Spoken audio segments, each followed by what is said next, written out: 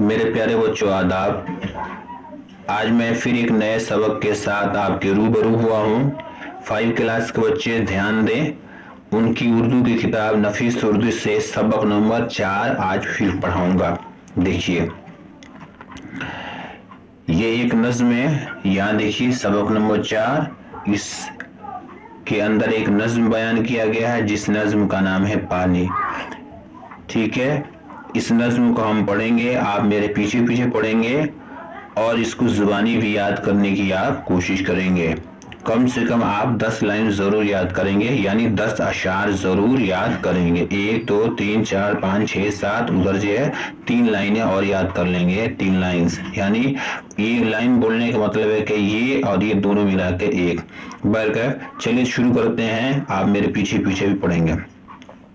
नन्ही से ये बोली नानी, मेरी प्यारी गुड़िया रानी, आजा मेरी गोद में आजा, सुन ले मुझसे एक कहानी। इस नज्म में एक नानी होती है, अपनी छोटी सी प्यारी जो गुड़िया रानी को एक कहानी सुनाने के लिए बोल रही है कि मेरी गुड़िया रानी तुम मेरे गोद में आ जाओ, मैं तुमको जो एक कहानी सुनाती हूँ। वो कहानी क्या है देखिएगा। नानी अपनी छोटी सी नन्ही गुड़िया को कौन सी कहानी सुनाती है, वो कहानी की को सुनिएगा, आप भी ध्यान दीजिएगा। ये जो अपनी गोल जमी है, ये जो अपनी गोल जमी है, पहले बहल था पानी पानी। तो नानी अपनी गुड़िया रानी को बता रही है कि जो हमारी गोल जमी है, और ये गोल जमी कहते हैं लोग, लेकिन गोल नहीं है बल्कि ये ऑरेंज की शक्ल की है। असल ये नानी हम लोग जो है दिखाते हैं नक्शे पे, तो इसे गोल करके दिखाते हैं। गोल ऐसी जमीन है नहीं बल्कि नारंगी की तरीके से है बरकर।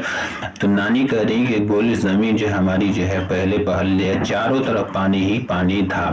आगे के शेर में देखिए क्या कहती है नानी। सब दुनिया थी एक समंदर जिसकी लहरें थी तूफानी। पूरी की पूरी दुनिया जो है समंदर ही था पहले, और उस समंदर में बड़े बड़े तूफान आते थे। इस तरीके से पूरे का पूरा चारों तरफ पानी ही था, कोई इंसान नहीं था। आगे रफ्ता रफ्ता खुशकी उभरी, हौले हौले उतरा पानी। मतलब आहिस्ता आहिस्ता खुशकी होने लगी और आहिस्ता आहिस्ता पानी भी खत्म होने लगा। तो थोड़ा थोड़ा जब पानी खत्म हुआ, खिसका पानी हटा तो खुशकी उभरने लगी, यानी सूखापन आने लगा, दिखाई देने लगा। तब जो क्या सारी चीजों का काम होता है। देखिए आगे का काम क्या होता है।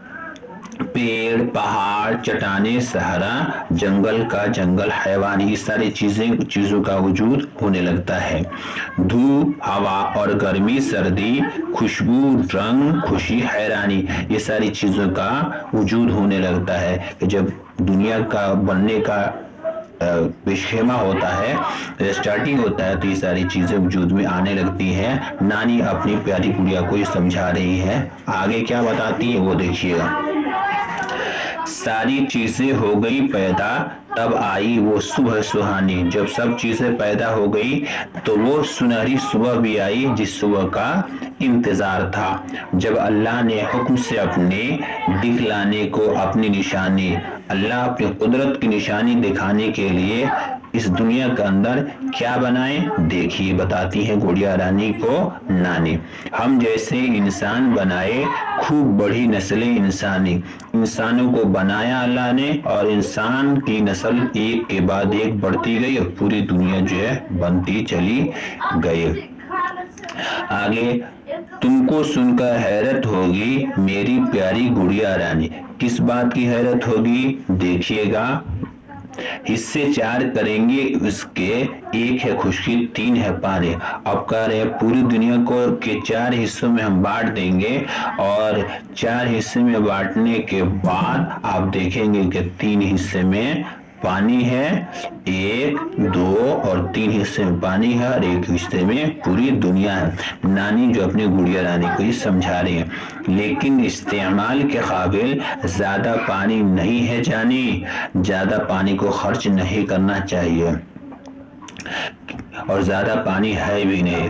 थोड़ा थोड़ा खर्च करें हम, शुरू न कर दें नहर बहानी। अगर कहीं ज्यादा पानी मिल गया तो ऐसा नहीं करेंगे कि पानी को मिलने के बाद और वैसे ही जो है बगैर किसी जिम्मेदारी के उसको खर्च करना ही शुरू कर दे, जैसा कि हम और आप करते हैं। पानी को सेव करना चाहिए, पानी के इस्तेमाल में एहतियात बरतनी चाहिए। तो इस सबक के अंदर गुड़िया रानी को नानी जो है पहले दुनिया के बनने का रीजन बताती हैं, फिर उसके बाद जो एक नसीहत करती हैं कि देखो पानी ज्यादा नहीं खर्च करना चाहिए, बल्कि पानी को खर्च करने में एहतियात बरतना चाहिए।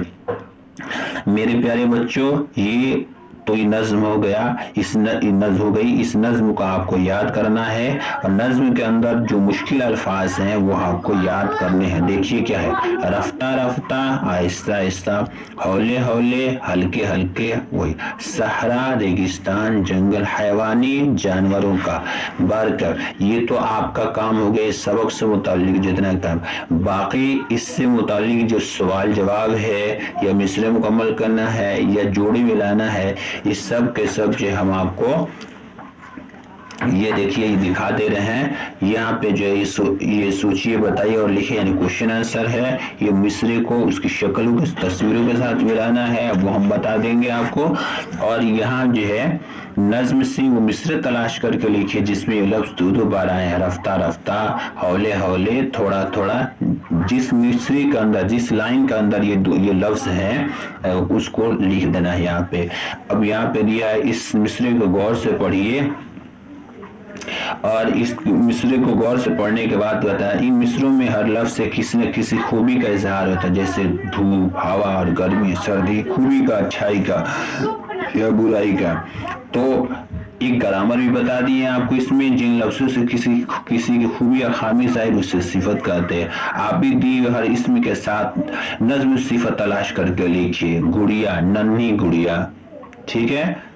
इस तरीके से आप भी इसमें लिखने की कोशिश करेंगे। अगर आपसे हो जाए तो ठीक है, और अगर नहीं हो पा रहा है तो हम आपको लिख कर दे देंगे, PDF फाइल बना देंगे और बना के हम आपको सेंड कर देंगे। पानी को थोड़ा थोड़ा इस्तेमाल करने के फायदे भी हम आपको लिख के देंगे। आगे चलते हैं, इसमें क्या है, इन लफ्जों को जुमले में इस्तेमाल करना है, समुंदर को या चट्टान को, हैरान को, इसी तरीके से। आगे दिए हुए लफ्जों के उल्टा लिखिए। मुतजाद का माना उल्टा है, आपको इसमें उल्टा लिख के दे देंगे हम। इस नज्म से हमें क्या पैगाम मिलता है, क्या सीख मिलता है, वो भी लिख देंगे। और नज्म के अपने पसंदीदा चंद शेर लिखिए और याद कीजिए जो आपको मतलब कि ज्यादा अच्छा लगा उसमें से। तो 1 2 3 4 5 6 हुआ, 4 लाइन और याद कर लेंगे आप, पूरे 10 लाइन हो जाएंगे। तो मैं उम्मीद करता हूँ मेरे प्यारे बच्चों का आपको ये सबक जरूर समझ में आ गया होगा। अगर कोई क्वेश्चन या कोई प्रॉब्लम हो आपको तो मुझसे आप मालूम कर सकते हैं, पूछ सकते हैं। चलिए ठीक है, अब हमको इजाजत दीजिए, फिर मिलेंगे नए वीडियो के साथ, नए सबक के साथ। अल्लाह हाफिज।